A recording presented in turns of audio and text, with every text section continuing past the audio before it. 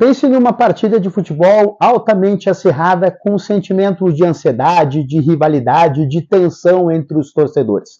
Os clássicos, os derbys, o estádio dividido entre as cores das duas equipes. A cidade, o estado e, por que não, muitas vezes o país dividindo a opinião de quem deve ser o vencedor. E se eu te contar de uma partida de futebol com a capacidade de dividir o planeta ao meio? Sim, e aqui eu não estou fazendo figura de linguagem ou usando uma forma metafórica de me expressar. Eu estou falando literalmente. Uma partida com a capacidade de dividir o planeta ao meio. Quer saber como, ou principalmente, quer saber onde isso é possível? Então, vem comigo para eu te contar essa história.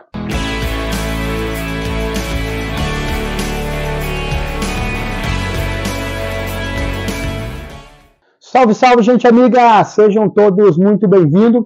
Eu sou Henry Johan e esse é o canal Professor Futebol Clube, o olhar da geografia e da história sobre o futebol. Nesse vídeo quero te falar sobre os critérios adotados pela geografia para estabelecer as divisões dentro do planeta. E de que maneira esses marcos utilizados como referência podem servir como instrumento de orientação e de localização. E que história é essa de uma partida de futebol com a capacidade de dividir o planeta ao meio?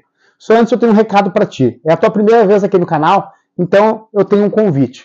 Me ajuda a construir a história do canal Professor Futebol Clube.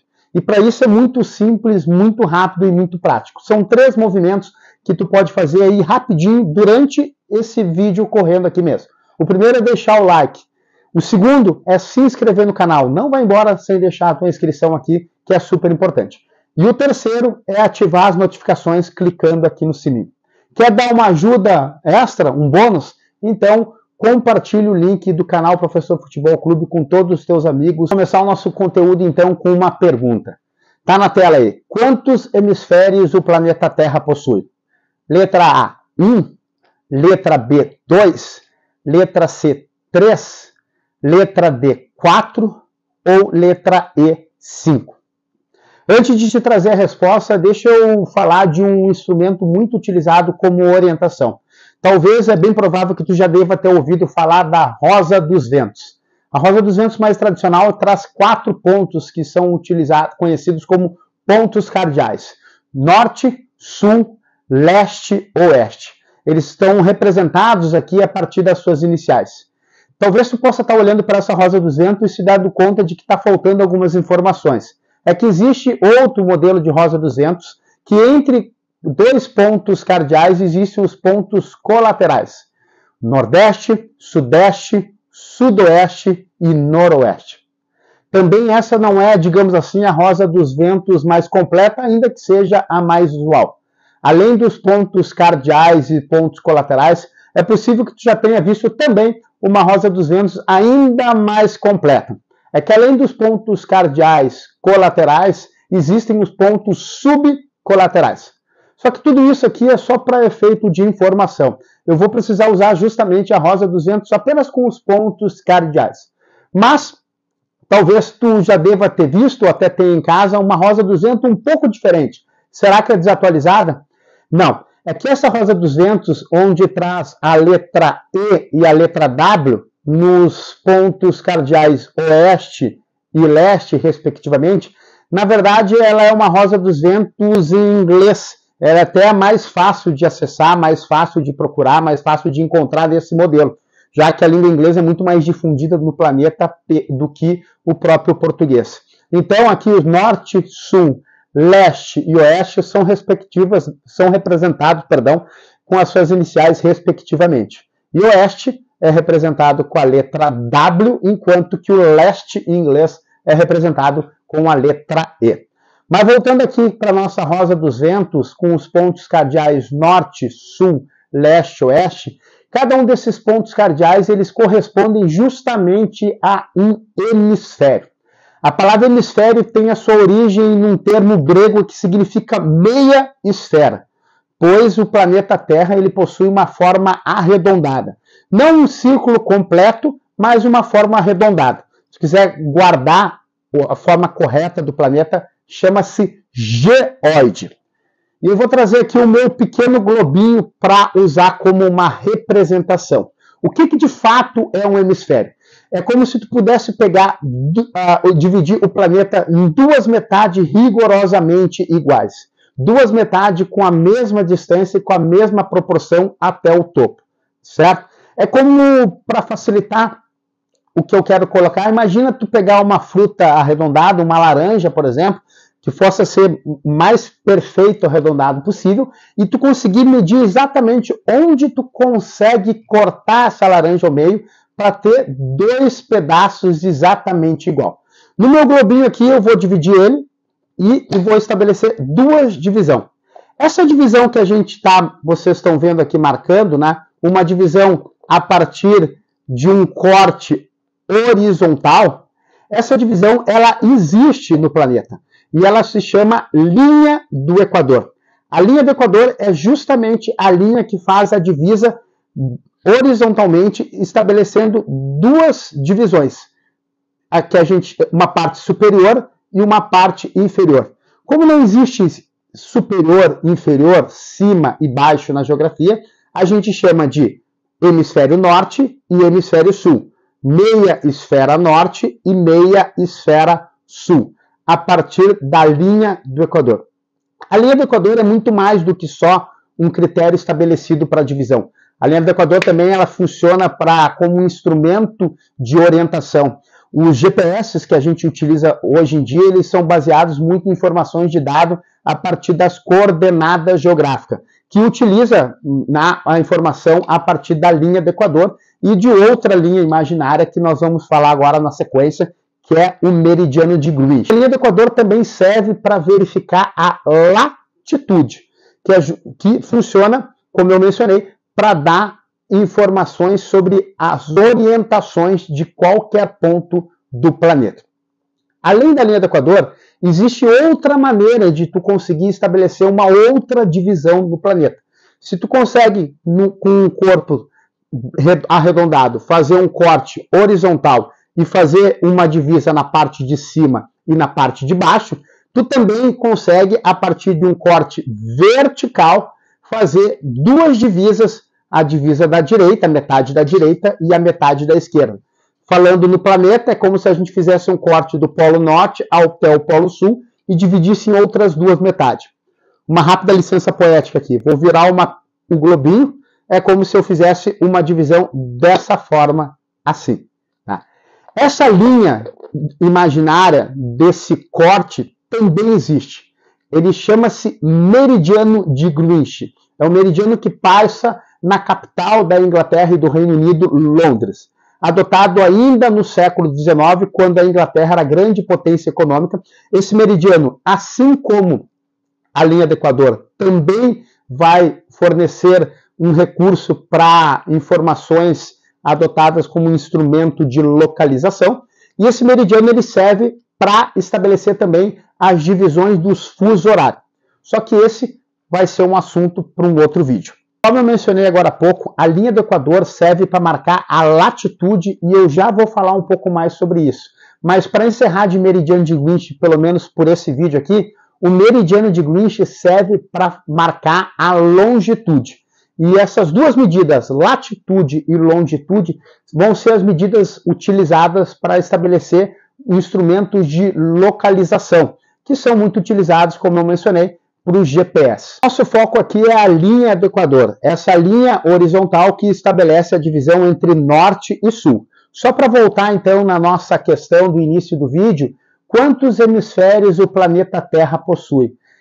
4 hemisférios, letra D, divididos de 2 em 2. A partir da linha do Equador a gente tem o hemisfério norte e o hemisfério sul, e a partir do meridiano de Greenwich vamos ter o hemisfério leste e o hemisfério oeste. Só que a linha do Equador, como eu mencionei, para reforçar aqui, além de estabelecer a divisa da metade do centro do país, ela serve também como um instrumento de referência de orientação e de localização, e a partir dela são usados também as zonas climáticas. Mas esse também vai ser um assunto para outro vídeo. A linha do Equador é o centro do planeta, pois ela, como foi mencionado, ela divide o planeta entre norte e sul, rigorosamente a metade. Essa linha não pode nem ser mais para o norte, nem ser mais para o sul, sobre o erro de estabelecer duas divisões desigual. Isso nos remete a um estádio de futebol brasileiro, situado na cidade de Macapá, capital do Amapá, estado brasileiro. Esse estádio foi concluído em 1990, com uma capacidade máxima de um pouco mais de 3 mil espectadores. Em 1994, ele recebeu o nome de Ayrton Senna, o maior piloto brasileiro da história da Fórmula 1. Mas naquele mesmo ano ele veio a mudar de nome e passou a ser chamado de Milton de Souza Correia, em homenagem a uma figura liderança local da cidade que havia morrido, curiosamente, no mesmo ano e também de um acidente de trânsito. O Milton Correia, ele foi uma figura muito engajada nas questões esportivas da cidade. Ele, por exemplo, foi um dos sócios proprietários do Esporte Clube Macapá, um clube da cidade, e ele fundou um outro clube de futebol, o Guarani Atlético Clube. E esse estádio ele tem uma particularidade muito interessante. O Amapá é um estado situado na região norte do Brasil. E sobre o estado e sobre a capital de Macapá passa a linha do Equador. E olha só que interessante, esse estádio ele foi projetado para que a linha do Equador passasse exatamente sobre a divisa do meio de campo do estádio. Ou melhor, o meio de campo, o gramado foi projetado para que o meio de campo ficasse exatamente sobre a linha do Equador, fazendo com que um time se posicionasse no hemisfério norte e atacasse para o hemisfério sul, e um time se posicionasse no hemisfério sul e atacasse para o hemisfério norte. Essa linha ela estabelece justamente a divisão do planeta. Isso levou com que esse estádio fosse conhecido como Zerão. Lembra que eu falei que a partir da linha do Equador a gente mede a latitude? A latitude é a distância de qualquer ponto do planeta em relação à linha do Equador. E a unidade de medida adotada para calcular a latitude é graus. Não é quilômetros, não é metros, e sim graus, por conta justamente da inclinação do planeta Terra. Quanto mais distante uma região está da linha do Equador, maior é a latitude. Quanto mais próximo um ponto está em relação à linha do Equador, menor é a latitude. A latitude máxima, que são justamente os dois polos, polo norte e polo sul, é de 90 graus. E a menor latitude é das regiões que estão justamente sobre a linha do Equador. Qualquer ponto em que está justamente sobre a linha do Equador tem uma distância de zero para a linha do Equador e logo uma latitude de zero. Então esse estádio ficou conhecido como o Zerão, um estádio que divide o planeta Terra ao meio.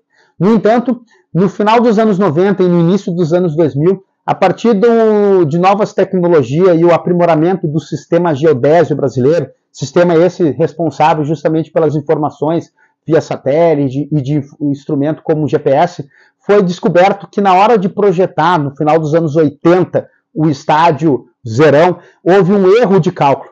E conforme está mostrando aí na tela, essa goleira que está no canto inferior, mais abaixo, se vocês olharem um pouco mais abaixo dela, corre uma linha amarela. É justamente essa linha amarela onde fica exatamente, por onde passa exatamente, melhor dizendo, a linha do Equador. Houve um pequeno erro de cálculo ali. Ainda assim, acredito que o Zerão não perde esse encantamento, pelo menos não do aspecto geográfico, quando ele havia sido projetado para justamente dividir o planeta ao meio. Fica a curiosidade referente a esse estádio, que é pouco conhecido aqui no Brasil, né? Uma vez que o estado do Amapá não tem clubes de grande expressão, pelo menos não na elite do futebol brasileiro, mas pelo menos a geografia ajuda a resgatar e até contar a história do Milton de Souza Correia. E para fechar o vídeo, eu quero trazer mais uma outra questão muito comum em concursos vestibulares pelo Brasil afora aí, para ver como está o teu conhecimento sobre esses critérios de divisões, né? Se tu entendeu direitinho como funciona os hemisférios brasileiros. Então tá aí na tela a pergunta com o mapa mundi e destaque aí no território brasileiro pintado aí, rachurado. A partir da linha do Equador e do meridiano de Greenwich, pode-se afirmar que o território brasileiro está localizado nos hemisférios. Então, localiza ali onde corre horizontalmente a linha do Equador, localiza onde corre verticalmente o meridiano de Greenwich, vê a posição do Brasil e já aguarda aí mentalmente a resposta, que nós vamos agora para a tela seguinte, onde estão as alternativas. Letra A, norte, sul e leste. Letra B, oriental e ocidental. Letra C, norte, oriental e ocidental. Letra D, norte, sul e leste. Letra E, setentrional, meridional e ocidental. Vem aqui comigo e me confessa uma coisa. Quando apareceu o enunciado da questão, tu pensou e classificou essa questão como uma questão barbada, extremamente fácil. Mas foi só aparecer as alternativas para tu ver e repensar e ver que a coisa não é tão simples assim, né? Essa questão é um bom exemplo para mostrar que às vezes o conhecimento nem é tanto na questão da geografia em si, e sim na questão dos sinônimos que podem ser utilizados para os hemisférios norte, sul, leste e oeste. Então vai uma colinha aí na tela antes de nós respondermos esse exercício. Tá na tela aí? O hemisfério norte, ele também pode ser sinônimo de boreal ou setentrional. O hemisfério sul pode ser representado por austral ou meridional. O hemisfério leste pode ser representado por oriente ou oriental. E o hemisfério oeste, ocidente ou ocidental. Voltando então nas alternativas, a resposta correta do nosso exercício é a letra E, setentrional, meridional e ocidental. Deixa no comentário aqui o que mais chamou a atenção nesse vídeo. Deixa o teu like, te inscreve no canal, ative as notificações para não perder nenhuma novidade por aqui. Tchau!